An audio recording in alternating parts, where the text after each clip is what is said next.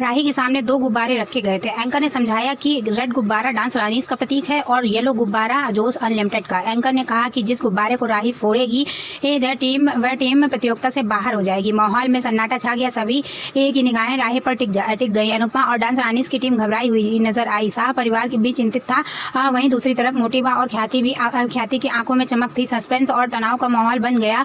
राही ने गहरी सांस ली और पूरी शांति के साथ कहा कि हम यहाँ अपना हुनर दिखाने आए हैं, किसी टीम को बिना लड़े बाहर करने नहीं, लेकिन जज ने यह जिम्मेदारी हमें दी है तो हमें इसे निभाना होगा। उसने कहा कि दोनों टीमों ने दिल लगाकर परफॉर्म किया है, फिर भी मुझे तय करना होगा कि कौन सी टीम फाइनल में जाकर शो की चमक को और बढ़ाएगी। यह सुनते ही सब चौंक उठे। तभी राही ने येलो गुब्बारा फोड़ दिया और जोश अनलिमिटेड को प्रतियोगिता से बाहर कर दिया। यह देखकर अनुपमा और डांस रानीज की टीम हैरान रह गई। प्रेम की आंखों में खुशी चमक उठी। ख्याति और मोटिबा शून्य रह गई। खेगेतान मुस्कुरा उठे।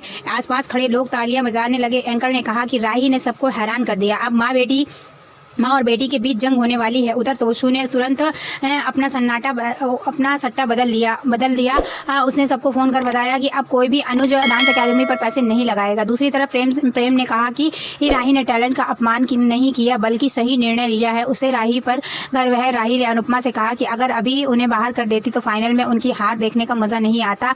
मैं आपको बुरी तरह हराने के लिए यह मौका दे रही हूँ। तभी एंकर ने राही से सवाल किया कि आपने अनुपमा की टीम को क्यों चुना? क्या आपकी बेटी के मन में माँ के लिए प्यार जाग गया है?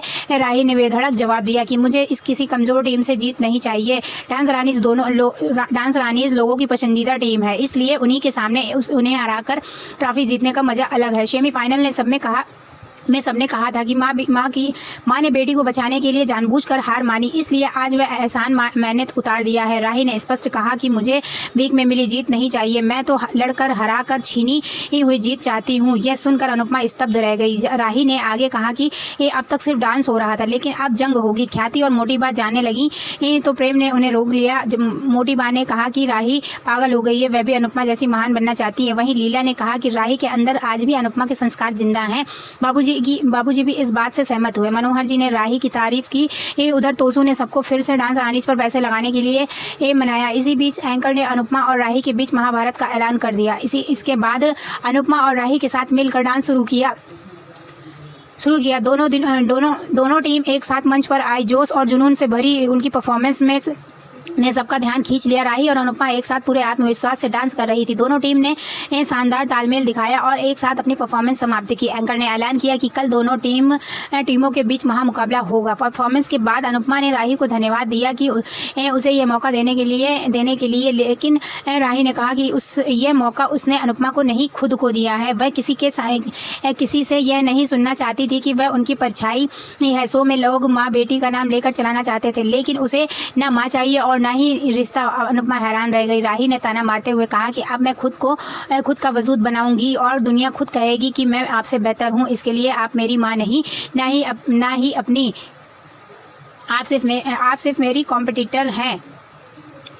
राही ने चुनौती दी और कहा कि कल महाभारत है। भगवान आपको हिम्मत दे कि आप अपनी बेटी से हारें और उस हार को स्वीकार करें। अनुपमा ने शांत स्वर में राही को शुभकामनाएं दी और कहा कि तुम्हारे पापा का और तुम्हारी माँ का आशीर्वाद हमेशा तुम्हारे साथ है। उसने राही का चैलेंज स्वीकार किया। इसके बाद शाह परिवार में चर्चा छिड़ गई। लीला ने अनुपमा से कहा कि राही ने कोई एहसान नहीं किया, वह सिर्फ इसलिए ऐसा कर रही है ताकि कोई ना कह दे कि उसे अपनी ताकत से नहीं जीता।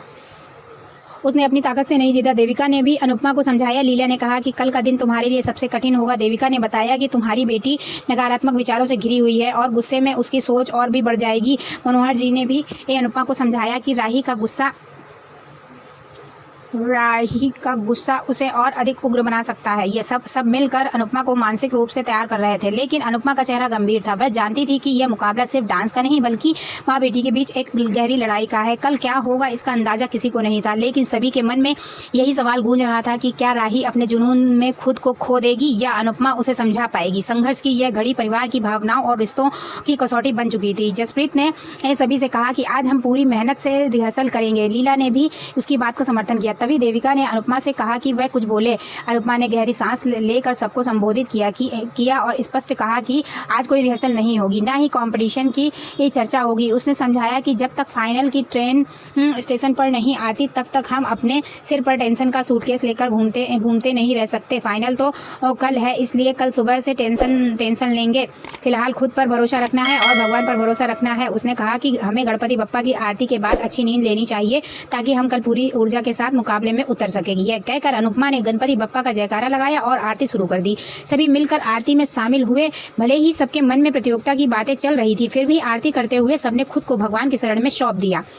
आरती करते करते अनुपमा के मन में कंपटीशन की घटनाएं घूमने लगी। उसे राही की कड़वी बातें याद आने लगी। राही की बातें उसके मन में चुभ रही थी। वह सोचने लगी कि राही ने उन्हें मौका सिर्फ इसलिए दिया कि क्योंकि वह जीतना ही नहीं चाहती बल्कि अपनी माँ को हराकर खुद को साबित करना चाहती है।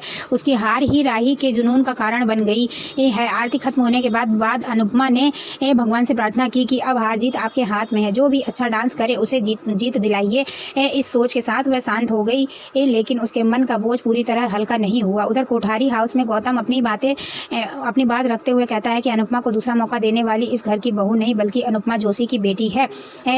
वह अपनी माँ को जिताना चाहती है। गौतम की बातें सुनकर राही चौंक गई। गौतम ने कहा कि सबको मेरी बातें चुभती हैं, लेकिन किसी को तो सच बोलना होगा। अगर राही अनुपमा को जिताना नहीं चाहती तो फिर उसे दूसरा मौका क्यों दिया? गौतम की बात सुनते ही प्रेम गुस्से में भर उठा और कहा कि तुम्हें हमारे परिवार के बीच बोलने का कोई हक नहीं है। ख्याति ने गौतम का समर्थन करते हुए कहा कि वह सही कह रहा है।